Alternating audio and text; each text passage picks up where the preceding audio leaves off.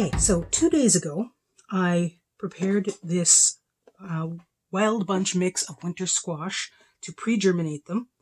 And I had them in indirect heat over a heat mat. And when I checked them this morning, I found there was one that started showing a root. And now, later in the day, a whole bunch more have started showing roots. You can see there's 1, 2, 3, 4, 5. The beginning's a 6. So I'm going to plant 5 for sure. Put them in pots. I might do this one. And the rest I will wait. They'll probably be ready to do tomorrow. And what I have prepared in advance, I have filled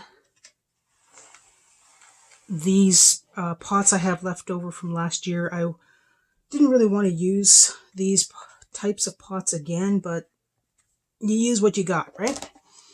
And so I'll start getting them. I'm going to have 1 seed per pot this time. And let's see what we can do. Okay, I've got 2 extra, so I'll just put those out right now.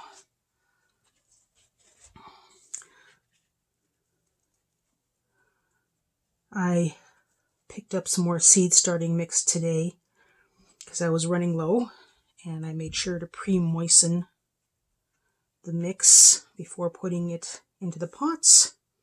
And then I'm going to water from below because the pots themselves will draw moisture out of the seed starting mix. So I want to make sure those get suitably moist. And one of the advantages of pre-moistening the seed starting mix is you can take the time to pull out all the sticks that are in there, and there was an awful lot of them this time. Okay, so I've got 6 ready, and just very, very gently pop that in there. Cover that up. 1. I have no idea what these are. Should be interesting to see. I'll get this other large one over here that's just starting. And then we have some little guys. These are pretty. These ones actually look like they're all the same type of seed.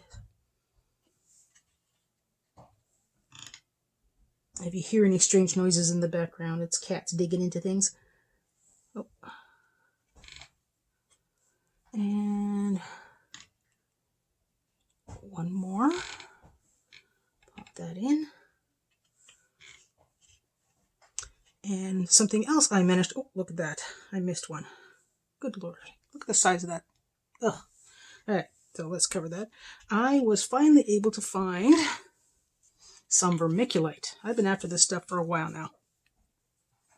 So this should help with some problems I've had with mold and moss growing at the top.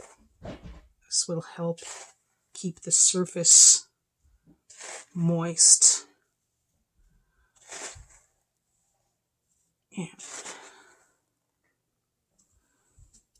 if I were doing smaller seeds, I could potentially put some tiny seeds right at the top of the soil and then just cover them with vermiculite and they'd be fine. But with these deep seeds, they are just a protective layer on the top.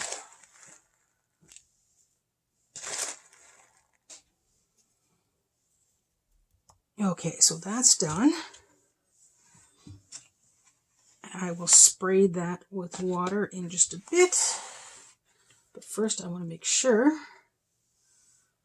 to cover these guys back up. I have actually not needed to add more water to these at all since I set them in. And this is ready to go back over the heat mat.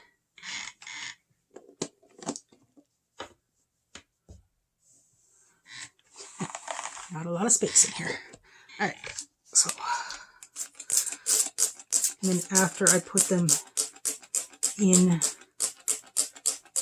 the aquarium greenhouse on top of the heat mat, I'll add water to the tray on the bottom. The tray itself is repurposed from some charcuterie mix meats. It's not particularly strong.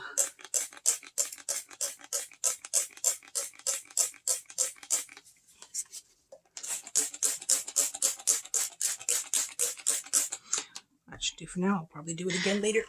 And there we go. Time to move them into the aquarium. Alright, we now have these set up in the aquarium greenhouse. And you can tell the pots are already absorbing the liquid, the water. And I just want to make sure that the pots don't suck the moisture out of the seed starting mix.